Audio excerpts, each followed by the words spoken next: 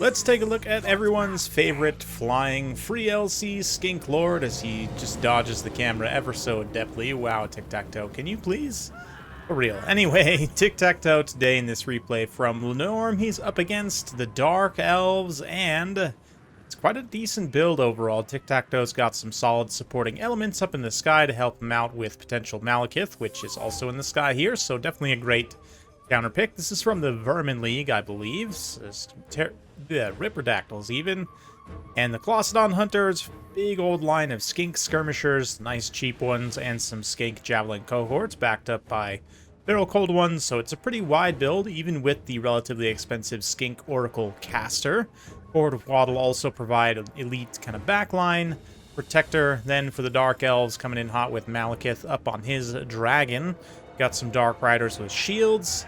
Cold One Dread Knights as well, some Dread Spears and Handbow Corsairs, a couple of Sad Swords also, Knights of the Ebon Claw, and another Hydra. So the Dread Knights, definitely an interesting call. They are quite expensive, quite powerful these days, but the Skink Oracle can open up with its shooting attack and just kind of pick away a couple models right there.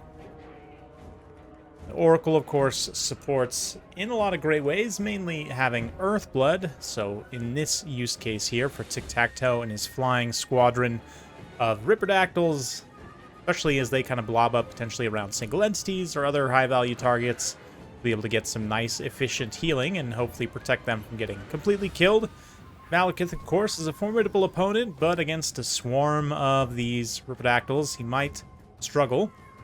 Soul Stealer will certainly help turn that fight in his favor, as it will both heal him and do pretty efficient damage to the Rippers themselves. Ripperdactyls don't have that much HP, only about 6,000, and relatively low armor and melee defense as well makes them quite glass cannon, but of course their offensive potential is absolutely incredible. Great armor piercing damage, anti-infantry on the base variant, anti-large for the Regiment of Renown, which should probably switch places right now, but Dark Rider is trying to get in here to threaten. Norm playing this very patiently so far and just kind of using his Skink Skirmishers to counteract the Corsairs. It's going to be a reasonably cost-effective trade. Skink Skirmishers lack the missile resistance of Chameleons, so they won't absorb fire in the same way, but obviously they're much cheaper, greater volume of fire, so they can just kind of pepper in, harass some of these Dark Elf forces as they approach. Meanwhile, Malekith also not getting drawn into too unfavorable of an engagement right now. The Harpies are swinging down to hit those skink cohorts. Sorry about my voice, guys, man. There are like literal piles of pollen outside right now, so yeah, spring allergies are at their absolute maximum as it is. But anyway, yeah, the skinks will be trying their best to hold out. Javelins can kind of throw in melee here. Clever Girl's being used to just block the Dark Riders here, which is pretty cost effective as long as they're able to trade. Of course, the Corsairs also moving to use their handbows. We've got the Dread Knights, Dread Spears all in here, so Oracle definitely wants to get out of town as quick as he can, but the Colossodons are kind of looming, looking to potentially drop a rear charge on those Dread Knights, and here they go. The other unit of Rippers is out there in the distance, yeah. But here, this is going to be a really nice value trade, even with the Corsairs putting some crossbow fire into their backs, which is certainly going to hurt. We see a little Earthblood there from the Oracle. Let's check in on the other side here. These Feral Cold Ones all kind of rushed in again just to block the Knights of the Ebon Claw, even though the Knights are certainly a much superior unit. But it looks like the other Rippers came all the way around here. Yeah, I would probably use their anti-infantry to shut down this little block of Corsairs. They're all kind of stacked up in a fairly inefficient way, and you could shut down all of them in one charge with these Rippers and just do a ton of damage. Also, you know, not a ton of direct AoE, or I guess a little bit of direct AoE magic damage, but not anything big and boomy like, you know, Vortex or Bombardment spell. Just Flock of Doom, which isn't going to do all that much damage, but it looks like the Rippers instead are going to swoop in, try and swing back to try and counteract these Knights of the Ebon Claw, see if they can bail out some of these Skink Skirmishers. Kind of to be expected, but the heavy units of the Dark Elves were able to just kind of mulch the front line. Malekith dropping a breath attack and now going to be charging in. We've got the ROR Knights facing off against the cohort of Waddle. Certainly a grim situation for them to be in, but Of course, the skinks will be providing a little bit of poison to try and equalize that fight. The dazed contact effect also allows the Quetzalcoatl to punch really hard here, and one unit of Dread Knights is just about down. Stand your ground, pop by Malekith, try and keep them fighting at tip-top shape, and yeah, their stats are just so high. They're going to be trading very efficiently. It looks like the Quetzalcoatl are trying to disengage and chase down those Bleak Swords. Probably a smart call. If I were the Dark Elves, though, I would definitely just try and stay on them. Yeah, especially as they route, just detach one of those knights, probably the weakened one, to try and chase them off. Given how expensive they are, it's definitely important to try and see them off the battlefield. We see a little Soul Stealer here hitting those Colossodon Hunters. Going to do some fairly decent damage, but since it was just cast only on them, it's not going to be as efficient as waiting until they're all blobbed up with the other Rippers. And Tiktaq himself is here somewhere. Yep, he's been running around doing whatever. He's got 4 kills, so I'd imagine he probably just chased off some light cavalry or something, but he's still here with plenty of HP, which could be pretty critical, especially as the Dark Elves start to take some attrition, and their builds are a little bit small, so as they kind of get spread out here in this late game, they could suffer pretty badly to the skirmish and mobility of Lizardmen. But let's see. Malekith's going to charge directly into the fire of this engagement here with quite a bit of resources for the Lizardmen. He doesn't care too much. He's trying to finish off that Quetzalcoatl, which is definitely smart. Knights of the Ebon Claw in support. The Hydra gets a little breath attack there. Hydra's also not really been a huge factor here. I mean, it's gotten some value in kills, but not really anything too impactful. Mostly just been absorbing damage, which as the late game kind of continues on, will definitely be important. But right now, Tiktaq and the Rippers managed to get a pretty good engagement with the cohort, all in a big surround on Malekith, but they're also setting themselves up for an extremely juicy Soul Stealer blob. Yeah, that is hitting a lot of these high-value targets. Pretty much everything that the Lizardmen have left. The Colossodon Hunters are going to terror out there. Cohort of Quaddle are managing to hold their leadership. Looks like through the Soul Stealer, they survived that. But suddenly, Tiktaq is in a very dangerous position. He's caught out completely alone against Malekith and the Hydra. He does have some missile support in here, but like even the Skink Oracle getting distracted with the Trog by all these nearby Dark Elf infantry. He's not able to fire the spitting attack into Malekith here. Malekith's not doing any attack animations, though. A little bit of Earthblood as well to heal Tiktaq and some of these other units. Forward of Quaddle. Again, a little bit of an error, definitely, by the Dark Elves not to try and finish them off. I mean, I also get it to a degree. Dark Elves don't have that many units, so it's tough to try and allocate resources to chase stuff off when you're in that situation, but definitely think that some of the Dread Knights could have been well used to make sure those Cohort of Quaddle didn't come back.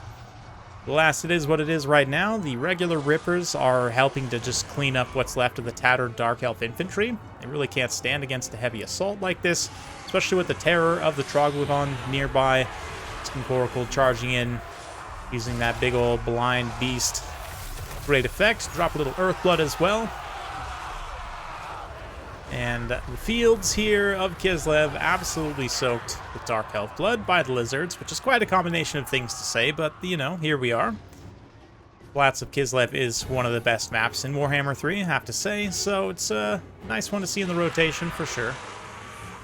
But, yeah, Rippers just continuing to cycle charge here. The Colossodon Hunters, it's smart they're all kind of staying close. Tiktaq, the Skink Oracle, the Colossodon Hunters all staying within the same general area, so they can support as soon as Malekith comes in, because like Malekith's going to drop in, right? Colossodon Hunters will be the subject of his charge, but then Skink Oracle can use its shooting attack to support even as they pop back up into the air. Tiktaq, of course, fights at his best up in the air, so let's see. Does he have a lot of his effects, or did he take him as cheap as possible? He does have Master of the Skies, which will be decent. Yeah, Ancient. The Blade of the Ancient Skies as well gives him extra weapon damage and armor piercing while he's flying, so it's definitely nice. But Malekith and the Hydra just kind of getting kited around a little bit as the Lizardmen try and just clean up what's left of the Dark Elves army. Cohort of Quaddle still not shattered, come back with 500 HP and are able to kind of wreck these Corsairs here. So we'll fast forward now as this gets into a late game fourth quarter cleanup.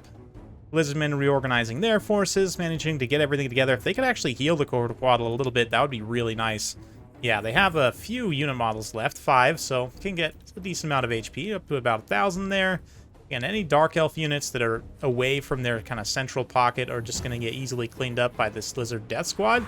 Malekith eventually also finds himself caught out of position and mostly unable to escape, getting poisoned by various shooting attacks. The Troglodon, of course, also carries poison on its shooting, so it's going to be a big all-in as he just charges into what's left of the Lizardmen army, set up another huge, juicy Soul Stealer. Unbelievable that the Cohort Waddle are still contributing here, getting their dazing fists into this combat, but it's a big mess of scales and wings and teeth and claws, and through all of it, I'm sure Malekith is just having a pretty terrible time, although he does manage to terrify the way the 2 Regiment of Renowns here for Lizardmen. Skink Oracle also has quite a bit of HP left, along with Tic-Tac-Toe, both able to get quite a bit of healing, but gonna have to pretty aggressively cycle charge here, or else use that shooting attack. 50 charge bonus on the Oracles. Okay, it's not incredible, but it's good enough, certainly. But that anti-large shooting attack is probably your best bet. Although that does mean that the Oracle's not in here to take the hits for Tic-Tac-Toe and these other units, which definitely could be a bit of a problem. But as long as the Troglodon's able to land its shooting attacks, I think it will be okay. We'll see. Malekith is just disengaging here. Looks like he's trying to come around for a little cycle charge, or at least get back into the blob of his own troops rather than fighting on top of the Skinks. Skinks are definitely having some leadership issues, out as are rest Lizardmen units, as suddenly, yeah, there's no support really for the Lizardmen. Another Soul Stealer gets dropped here. Rippers almost succumb to it, but do manage to get that nice cold-blooded effect, stave off their leadership. We're going to catch Malekith out in the sky once again, get a couple of attacks. Malekith smartly hard lands again. Eats another missile attack from the Oracle, though. Oracle's now out of ammunition, so to speak. And going to have to use that melee prowess. Looks like the Corsairs try to interrupt, but obviously don't have the mass to be able to stop this. Trog Boy charges in the back. And somehow there's one Cohort Waddle here also. I just don't understand, guys, really. And he's, like, still trying to rout, but just is here somehow. Anyway. Cross Spear of Tepak there from the Tic-Tac-Toe, the legendary Tic-Tac-Toe himself. And suddenly it's just a raw single entity fight. Everything else terror routes. And it's just Tic-Tac-Toe versus Malekith and the Hydra along with the Oracle, obviously. Tic-Tac-Toe looks like, is he going to terror out? He does actually terror out, so this is bad, but Malekith actually routes at the exact same time. And there are some Skink Skirmishers in the near vicinity to provide some overwatch, continue to get some leadership damage in. Skinks Infantry also, obviously, Skink Cohort. Able to also come in and get a little bit of attacks in this late game, so it's looking pretty dicey. Hydra, of course, will be regenerating HP this entire time. It's not quite at its healing cap yet, but Tic-Tac-Toe came back from rout and is actually now just going to chase Malekith off. Malekith is stuck on the ground. I'm not sure exactly why, but regardless, it makes him that much slower, so Tic-Tac-Toe will easily be able to come in and peck the eyes, or I guess claw out the eyes? I don't know. What does a Pterodon actually do? It's got claws, right? It attacks with its claws. Big old claws. So yeah, just claws eyes out or whatever. And anyway, we'll see, actually. Might not be able to get the full attack animation in. Let's keep that in the background as the rest of the fight ensues here. The Oracle's going to wisely move towards reinforcements, right? Not wanting to face the Hydra alone. So, again, we're going to drop into fast forward. And let's see. Yeah, just the chase ongoing. Dark Elves wisely are going to make sure neither of these Skink Skirmishers can come back and support in melee at all. Pretty unfortunate that Malekith, yeah, just bugging out in the attack animations there. I thought for sure Tic-Tac-Toe would be able to actually kill Malekith, but chasing him off is, I guess, the next best thing. Malekith there, going to provide a little bit of a leadership debuff, not a permanent one, but Oracle's just resting now. Smart to just maybe idle a little bit to see if you can get that vigor up a little bit. Right now it's very tired instead of exhausted, which is a tiny advantage. But anyway, now for the real final engagement. After all this time, Oracle's going to charge in. Would imagine these Corsairs are going to want to terror out pretty quickly, based on how low their leadership is, especially as Tic-Tac-Toe gets a nice rear charge in here, right onto the Hydra. Hydra will definitely be taking some damage. Yeah, terror out on the Corsairs, and it's not going to be long. Hydra's leadership's not that great anyway. It's already wavering. So we'll just watch the last clash of teeth and scales and claws, and I guess whatever, Tic-Tac-Toe's tiny little dagger that he's got here. Maybe the Hydra will be able to carry, actually. Nope, just kidding. It's Lizardmen.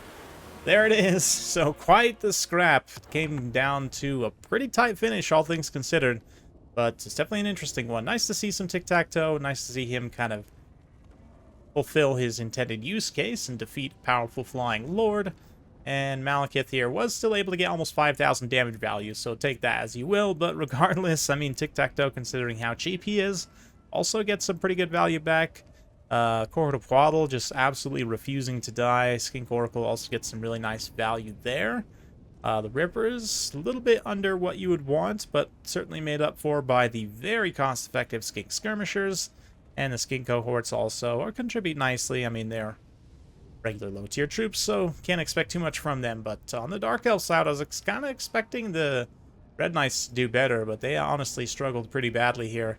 The build was pretty heavily carried by Malekith, and that becomes pretty clear on the army damage values. Hydra contributed a little bit there towards the late game, but I don't know, maybe just taking more units kind of geared towards supporting Malekith, like, I don't know, more infantry or Scourge Runner Chariots also probably fairly solid here to try and skirmish some of the threats to Malekith. But anyway, if you guys enjoyed watching this one, if you do like this sort of content, be sure to like, subscribe, hit that bell notification button. Every time I upload a new video, you'll be notified. Thanks again. We'll see you next time.